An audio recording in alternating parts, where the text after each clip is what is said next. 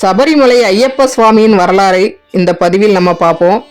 கதையை முழுமையா கேளுங்க. சுவாமி ஐயப்பனின் அருளை பெறுங்க. ஐயப்ப சுவாமி அருள்பல அருள்பவர், புலியை வாகனமாக கொண்டவர், தவக்கோலத்தில் சபரிமலையில் அமர்ந்து அருள்பாலித்து வரும் அருட்கடல். மகிஷி என்ற அரக்கியை வதம் செய்ய அவதரித்தவர் ஐயப்ப சுவாமி. கேரளாவில் பந்தல மகாராஜா குழந்தை இல்லாமல் மனம் வருந்தி வந்தார். அந்த சமயத்தில் மகிஷி என்ற அரக்கி ரிஷிகளை துன்புறுத்தி வந்தாள். சிவபெருமானுக்கும் விஷ்ணுவுக்கும் பிறந்தவர்தான் ஐயப்ப சுவாமி.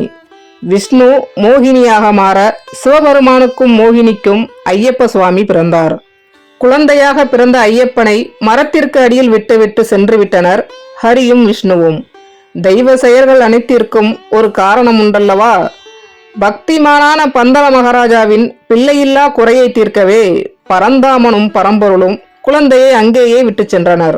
வேட்டைக்கு வந்த பந்தல மகாராஜா ஒரு குழந்தையின் அழுகுரலை கேட்டார். குழந்தை எங்கு அழுகிறது என பதைத்து தேடி மரத்தடியில் தேஜசுடன் சொலிக்கும் ஒரு குழந்தை இருப்பதை கண்டார். பரம்பொருளே, என் குழந்தையில்லா குறை தீர்க்கவே இந்த குழந்தை இங்கு இருக்கிறதா என மனம் மகிழ்ந்து அந்த குழந்தையை அரண்மனைக்கு தூக்கிச் சென்றார் மன்னர். அரசியும் குழந்தையை பார்த்து அளவில்லா மகிழ்ச்சி அடைந்தார். இருவரும் இறைவனுக்கு மனதார நன்றி சொன்னார்கள். குழந்தையை கண்ட அனைவரும் சொக்கி போனார்கள். ஜோதிடர்கள் குழந்தையை தெய்வாம்சம் பொருந்திய குழந்தை என சொன்னார்கள். கழுத்தில் மணியுடன் பிறந்ததால் குழந்தைக்கு மணிகண்டன் என பெயரிட்டு அன்போடு பாராட்டி சீராட்டி வளர்த்து வந்தனர் அரசனும் அரசியும். இந்த நிலையில் மகாராணிக்கும் ஒரு ஆண் குழந்தை பிறந்தது. அரசனும் அரசியும் அடைந்த சந்தோஷத்திற்கு அளவே இல்லை. மணிகண்டன் வந்த நேரம் நமக்கும் குழந்தை பிறந்தது என ஆனந்தம் அடைந்தார்கள். ஆனால் எல்லா இடத்திலேயுமே நல்ல மனதை கெடுக்கிறவங்களும் இருக்கத்தானே செய்வாங்க. ஐயப்பன் உங்களுக்கு பிறந்த மகன் அல்ல, ஆனால் அவனையே தலைப்பிள்ளை போல் சீராட்டி வளர்க்கிறீர்கள். அதனால் அடுத்த மன்னனாக ஐயப்பன் வரவே வாய்ப்பு. உங்களுக்கு பிறந்த குழந்தை இருக்க வேறு யாரோ எப்படி அரசனாவது என அரசியின் மனதில் நஞ்சை கலந்தனர் சிலர். அரசியும் மனம் மாறினாள். தான் வயிற்று வலியால் அவதிப்படுவதாக பொய் சொல்லி அரசவை வைத்தியரை வரவழைத்து அவர் மூலமாக புலிப்பால் குடித்தால் மட்டுமே தன் வயிற்று வலி சரியாகும் என பொய் சொல்ல வைத்தார். ஐயப்பன் அறிய மாட்டாரா உண்மையை? தாய்க்கு புலிப்பால் கொண்டு வர காடு நோக்கி புறப்பட்டார். வழியில் அரக்கி மகிஷி ஐயப்பனை தடுத்தாள். வில்லெடுத்தார் வீராதி வீரன். வதம் செய்தார் மகிஷியை. அவருடைய அவதார மகிமை பூர்த்தி பெற்றது. தேவர்கள் பூமாறி பொழிந்தனர். இந்திரனே புலியாக மாற மற்ற தேவர்கள் எல்லாம் புலிகளாக படைசூழ புலிமேல் ஏறி தன் நாட்டிற்குள் சென்றார். புலிமேல் வந்த மணிகண்டனை கண்டு பதறிப்போனாள் அரசி. தான் செய்த தவறுக்கு மன்னிப்பு கேட்டு புலிகளை திருப்பி அனுப்புமாறு வேண்டினாள். ஐயப்பனும் அவ்வாறே செய்து அருளினார். ஐயப்ப சுவாமி தன்னுடைய அம்பை எடுத்து வில்லை எறிந்தார். அது ஒரு இடத்தில் சென்று தைத்தது. அந்த இடம் ராமாயண காலத்தில் ஸ்ரீராமரை நோக்கி சபரி என்ற பெண் துறவி தவம் இருந்த இடம். அந்த இடம்தான் சபரிமலை. சபரிமலையில் தனக்கு கோவில் கட்டும்படி ஐயப்ப சுவாமி மன்னரிடம் சொல்லிவிட்டு உடனடியாக மறைந்தார்.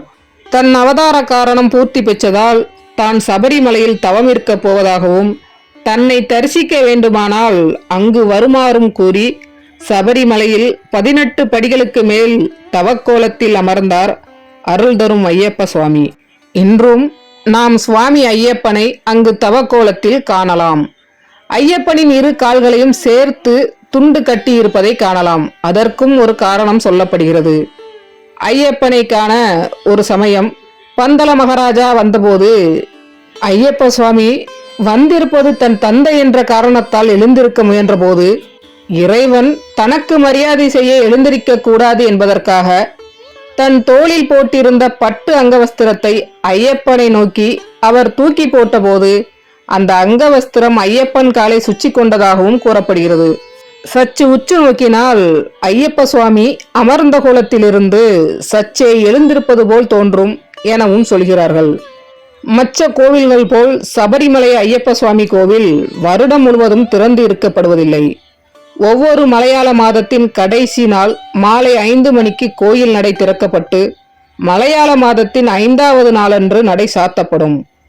ஆண்டுதோறும் நடைபெறும் மண்டல பூஜை, மகர ஜோதி பூஜைகள் மிகவும் விசேஷமானவை. கேரளத்தின் பத்தனம்திட்டா மாவட்டத்தில் அமைந்துள்ள மலை சிகரத்தில் கடல் மட்டத்திலிருந்து சுமார் 3000 அடி உயரம் அமைந்துள்ள சபரிமலை மிகவும் தனித்தன்மை வாய்ந்த கோவில்.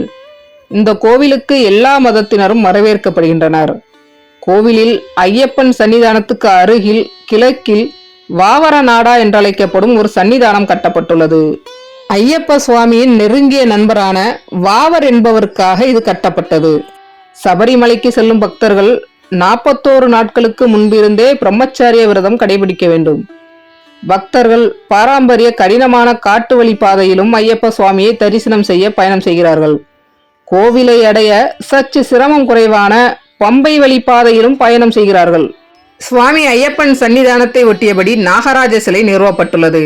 பக்தர்கள் ஐயப்பனை தரிசித்து கன்னிமூல கணபதி தரிசனம் செய்த பிறகு நாகராஜாவை தரிசித்து காணிக்கை செலுத்துகின்றனர். கோவில் சன்னிதானத்தை ஒட்டியபடி மேல் கணபதி பிரதிஷ்டை செய்யப்பட்டுள்ளார். பக்தர்கள் ஆளியில் மேல் கணபதிக்கு நெய் தேங்காயை உடைத்து காணிக்கை செலுத்துகின்றனர். கணபதி ஹோமம் இங்கே முக்கிய சிறப்பு நிகழ்ச்சி. மாளிகைபுரத்து அம்மா சபரிமலையில் இருக்கும் முக்கியமான உபதேவதை. மாளிகைபுரத்து அம்மாவை பற்றி 2 விதமான நம்பிக்கைகள் நிலவுகிறது. ஒன்று, ஐயப்ப சுவாமி வதம் செய்த மகிஷி இறந்தவுடன் அவளுடைய உடலிலிருந்து ஒரு அழகான பெண் வெளிப்பட்டு தான் எப்போதும் ஐயப்பனோடு இருக்க விரும்புவதாக தெரிவித்தாள். அவர்தான் மாளிகைபுரத்து அம்மன் என்கிறது ஒரு கதை. மற்றொரு நம்பிக்கை, ஐயப்ப சுவாமியின் குருவுடைய மகள் துறவரத்தை ஏற்றுக்கொண்டு சந்நியாசியாகி ஐயப்ப சுவாமியுடன் நிரந்தரமாக இருக்க வரம் வேண்டியதாகவும் அவளே மாளிகைபுரத்து அம்மா என்றும் சொல்லப்படுகிறது. மாளிகைபுரத்து அம்மனுக்கு செலுத்தப்படும் முக்கியமான காணிக்கைகள் மஞ்சள் பொடி, குங்குமம், சர்க்கரை, தேன், கதலி வாழைப்பழம் மற்றும் சிகப்பு பட்டு போன்றவை. 18ஆம் படிக்கு வலது பக்கத்தில் கருப்புசாமி கோவில் அமைந்துள்ளது. கருப்புசாமி கோயிலுக்குள்ளேயே கருப்பாய் அம்மாவின் சிலையும் இருக்கிறது. சுவாமி ஐயப்பனின் தெய்வீக நோக்கத்திற்காக இவர்கள் இருவரும் காட்டிலிருந்து வந்து உதவியதாகவும் இவர்களுக்கு தெய்வீக சக்தி இருப்பதாகவும் நம்பி பக்தர்கள் வழிபடுகின்றனர். புனித 18ஆம் படிகளின் இடது பக்கத்தில் வலிய கடுத்த சுவாமிக்கு சிறிய கோயில் அமைந்துள்ளது. வலிய கடுத்த சுவாமி ஐயப்பனின் உதவியாளராவார். ஐயப்ப சுவாமியோட இந்த கதை உங்களுக்கு பிடிச்சிருந்தா லைக் பண்ணுங்க. சுவாமியே சரணம் ஐயப்பா அப்படின்னு கமெண்ட் பண்ணுங்க. இதுவரை இந்த சேனலை சப்ஸ்கிரைப் பண்ணலன்னா மறக்காம சப்ஸ்கிரைப் பண்ணிருங்க. நன்றி.